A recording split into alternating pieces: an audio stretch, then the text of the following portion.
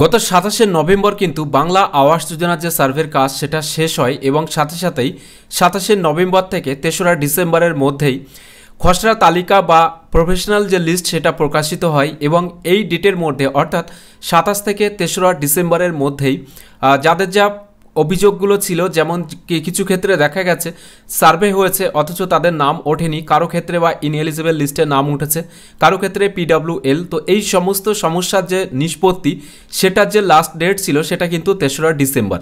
এর মধ্যে যারা অভিযোগ জমা করেছেন তাদের পুনরায় সার্ভে হয়েছে বা সার্ভে হওয়ার পরে কিন্তু ফোনে SMS এসেছে আধার নথি যাচাইয়ের জন্য। তো এই আধার নথি যাচাইয়ের যে ডেডলাইন সেটা কিন্তু 14ই ডিসেম্বর 2024-এ।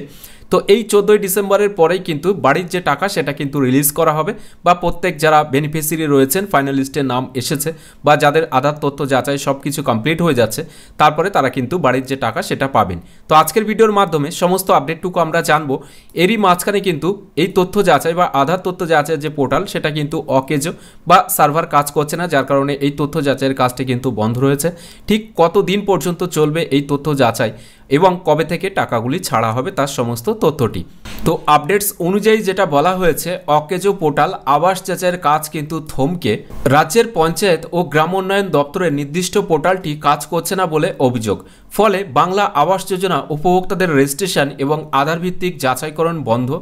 গত সোমবার থেকে কাজ শুরুর কথা ছিল, কিন্তু ওই দিন থেকেই সমস্যা শুরু হয়েছে। মঙ্গলবারও তা ঠিক হয়নি।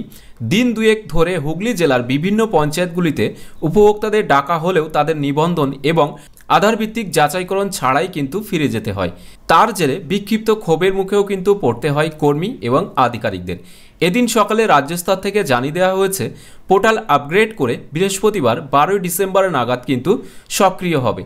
এই পরিস্থিতিতে সার্বিকভাবেই কাজ কিছুটা পিছিয়ে গেল বলে জানিয়েছেন বিডিওরা। যদিও প্রকল্পের দায়িত্বপ্রাপ্ত হুগলি জেলা পরিষদের এক আধিকারিক বলেন, আগামী বৃহস্পতিবারের মধ্যে পোর্টাল চালু হয়ে গেলে আমরা নির্দিষ্ট সময়ের মধ্যেই কাজ শেষ করতে পারব বলে আশা করছি। সেই মতো বিশেষ ব্যবস্থা নিয়ে রাখতে বলা হয়েছে ব্লকগুলিকে। তিনি জানান, সরকারি নির্ঘণ্ট অনুযায়ী 12ই ডিসেম্বর থেকে 14ই ডিসেম্বরের মধ্যে আবাসে অনুমোদিত যোগ্য উপভোক্তাদের রেজিস্ট্রেশন এবং আধার ভিত্তিক তথ্য যাচাইকরণের কাজ করতে হবে। সেই মতো তাদের প্রথম কিস্তির টাকা ছাড়া হবে 15 থেকে 30শে ডিসেম্বরের মধ্যে। বাংলা আবাসের সমীক্ষার কাজ কিন্তু শেষ হয় 27শে নভেম্বর এবং ওই দিন থেকেই ত্রিস্তর পঞ্চায়েতে যোগ্য এবং অযোগ্যদের তালিকা ঝোলানো হয়। সাথে সাথে জেলা পরিষদ এবং ডিস্ট্রিক্টের যে অফিসিয়াল ওয়েবসাইট সেখানেও কিন্তু দিয়ে দেওয়া হয়।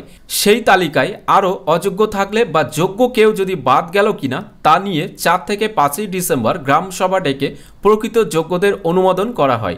9ই ডিসেম্বর ব্লক স্তরের 4 জনের কমিটিতে তা খতিয়ে দেখে কিন্তু অনুমোদন করে। যদিও জেলা স্তর থেকে আজ বুধবার কিন্তু চূড়ান্ত অনুমোদন হওয়ার কথা রয়েছে, অর্থাৎ এক্স্যাক্টলি কারা কারা এই ঘরের টাকাগুলো পাবেন বা কারা প্রথম কিস্তির টাকা যেটা 15ই ডিসেম্বর থেকে 30শে ডিসেম্বরের মধ্যে পাচ্ছেন। এছাড়াও এই নেটওয়ার্কের কিছু প্রবলেমের জন্য বা অ্যাপ আপগ্রেডের কারণের জন্য আগামী বৃহস্পতিবার থেকে পুনরায় পোর্টালটা চালু হলে তখনই কিন্তু আধার ভিত্তিক যে তথ্য যাচাইয়ের কাজটি অর্থাৎ OTP বেসড বা বায়োমেট্রিকের মাধ্যমে সেই কাজটি কিন্তু সম্পূর্ণ হবে 14ই ডিসেম্বরের মধ্যে, যেটা এই আপডেটস অনুযায়ী কিন্তু জানানো হয়েছে। তো আজকের এই ভিডিওর মাধ্যমে বাংলা আবাস যোজনা নিয়ে এই লেটেস্ট আপডেটটুকু আপনাকে দেওয়া ছিল। ভিডিওটি ভালো লাগলে অবশ্যই একটি লাইক করবেন এবং বেশি বেশি করে শেয়ার করবেন সকলের সাথে, যাতে সবার কাছে আপডেটটি পৌঁছায়। এছাড়াও এখনকার এই ভিডিওটি প্রথম থেকে শেষ পর্যন্ত দেখার জন্য আপনাদের সকলকে জানাই অসংখ্য অসংখ্য ধন্যবাদ।